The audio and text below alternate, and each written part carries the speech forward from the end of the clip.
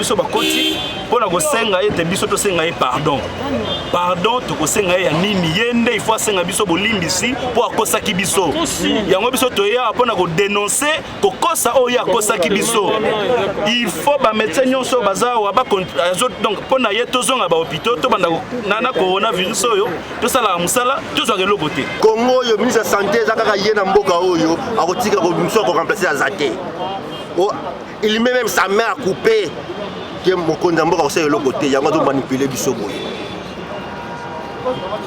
Bande konangai tolembi banda année passée to sala ba marche to sala ba garde to betama bakata ba blouse ba médecin oyo kangama gaz kolobate on a soni na période oyo ya Covid 19 oyo mboka moko te o modi ba médecin do manifester sauf RDC. Et d'ailleurs, je vous informe qu'il y aura des grands événements qui se préparent déjà. Donc, comme ils nous prennent pour des mafieux, des réseaux mafieux, et nous allons aussi prendre des décisions draconiennes. Donc, je crois, un de ces 4 matins, vous verrez.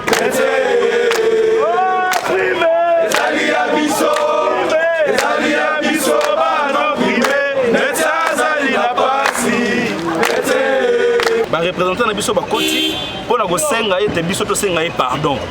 Pardon to ko senga ya nini yende il faut senga biso bolimbisi po akosaki biso. Yango biso to ya pona ko dénoncer ko kosa o ya kosaki biso. Il faut ba médecin nyonso bazawa ba donc pona ye tozonga ba hôpital to banda na coronavirus oyo to sala musala to zo ke lobote. On ne s'est pas demandé pardon parce qu'on n'a rien fait du mal. Nous sommes toujours en train de revendiquer nos droits.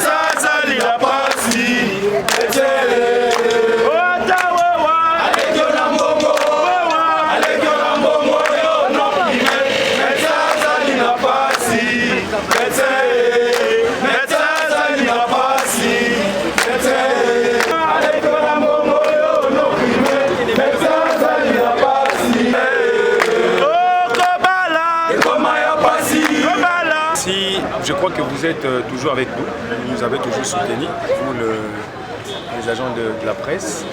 Et grande est notre surprise, à chaque fois que nous venons réclamer ce qui relève de nos droits, mais nous nous retrouvons toujours en forfait. Et c'est quelque chose qui nous frappe tant que médecin.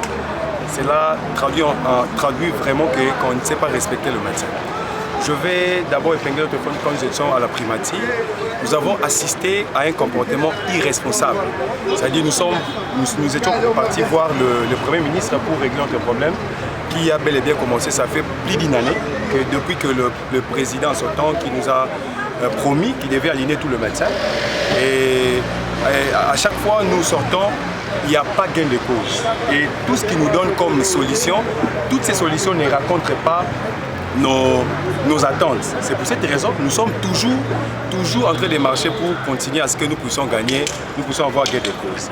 Et le Premier ministre a présenté un comportement irresponsable avec le ministre de la Santé, M. Teni. Et nous étions très désolés. Et nous sommes revenus ici, ça fait pratiquement 2 jours nous étions ici. Il a aligné le médecin, c'est-à-dire au lieu de 6 000 médecins pour cette année, il a réduit 6 000 médecins de 6 000 à 800 médecins. C'est vraiment quelque chose d'étonnant et nous étions très dessus de son comportement parce que c'est un monsieur, je vais vous dire, M. Teni, un monsieur qui ne sait pas collaborer avec ses confrères que nous sommes. Donc nous étions indignés, raison pour laquelle nous étions ici. Et il nous appelle à nouveau, nous sommes revenus aujourd'hui, croyant qu'il pourra prendre une autre solution ou donner la solution à notre problème. Nous étions surpris de sa manière de parler. Il nous dit nous devons nous excuser. Et c'est un jet qu'il nous a essayé de nous faire aujourd'hui avec toute la presse, c'est-à-dire pourquoi toutes les chaînes il s'est dit qu'il a été insulté, mais je ne sais pas quand on dit que vous êtes incompétent, ce n'est pas une insulte. Je crois que c'est lui-même a dit ça devant vous ici ou bien c'est ça? Il a appelé, nous avons nos représentants qui sont partis là, il nous a dit qu'on devait s'excuser parce que lui il est indigné. La seule chose qu'il nous a dit c'était ça. Et il nous fait un sale jet en prenant toute la presse et l'information est passée. C'est pour cette raison nous sommes en train de démentir et démanteler tout ce qui se passe à la télévision. Donc jusque-là, nous sommes toujours indignés et nous avons pris l'engagement de ne pas baisser les bras. Nous allons faire la pression jusqu'à ce que nous serons rémunérés. Donc nous interpellons le ministre de la Santé qui ne doit pas confondre la gestion d'un parti politique qui est l'IDPS avec la gestion de tout un ministère national. Donc nous sommes apolitiques et nous voulons que la solution soit prise au grand rendez-vous pour que nous puissions rester calmes. Sinon, on sera toujours là. Mais hier aussi, vous avez été molesté par les agents de l'ordre ici. Il n'y avait pas toujours de solution. Mais c'est ça les gouvernements. C'est ça, nous avons un gouvernement irresponsable. Donc un gouvernement qui ne sait pas pencher l'oreille à ses agents. Donc c'est vraiment un gouvernement irresponsable.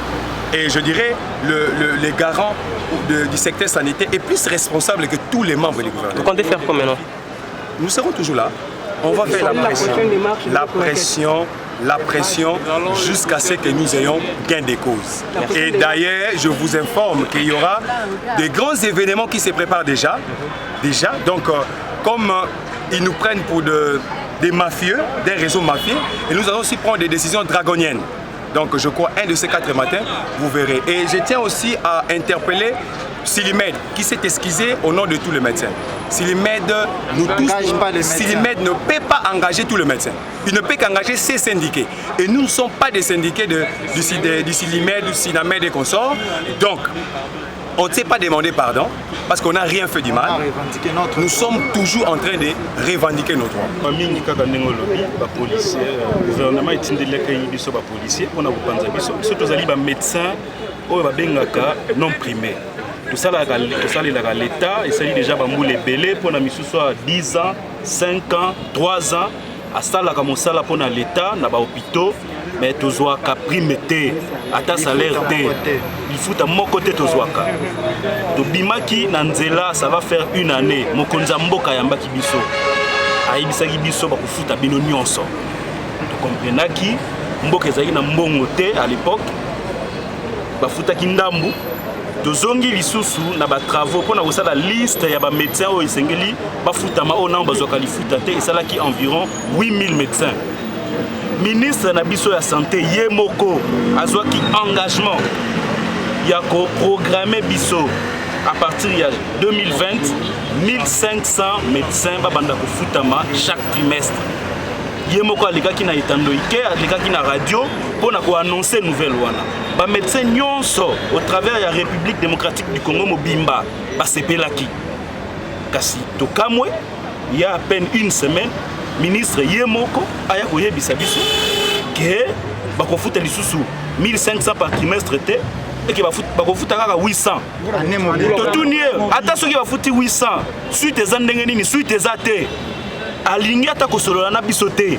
Une gestion lelo abengisi biso ba représentant na biso ba koti pona ko senga ete biso to senga pardon to ko senga ya nini yende il faut senga biso bolimbisi po akosa ki biso yango biso to ya pona ko dénoncer ko kosa o ya kosa ki biso il faut ba médecin nyonso baza wa ba donc pona ye to zonga ba hôpital to banda na coronavirus oyo to sala musala to zo ke lokote parce que ye azali ko gérer secteur na biso mabe yango to ya pona ko dénoncer ngo tolingi chef de l'État ye moko muto apesaki biso promesse wana parce que chef de l'État paye nde muto apesaki instruction bafuta biso ayoka yango ete ministre na ye azali kosala makambo ye ayebisaki ete toko dénoncer ngo tokolonga na nzela te ti bakoza solution mpona likambo na biso naza neloko koloba bandeko na ngai Nous avons un biso wa tous ça médecin. Au totangi régulièrement na Congo, dans l'université ya solo ya Congo yo.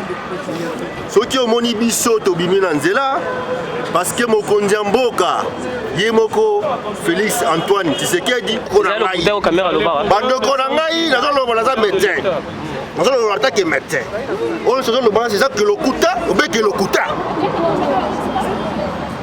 Ye ministre na biso zo beta tolo nga za ligne de ko ya Félix Boninga Félix pour na za de ligne de presse la retrouver c'est solo que oui aza ligne de presse le président aza ya parti mon côté aza président ya Congo Mobimba akui ko sala te lokola Congo yo ministre santé za kaka ye na mboka oyo akotika ko biso ko remplacer azate il met même sa main à couper que mokonzi mboka osala le côté yango zo manipuler biso boye.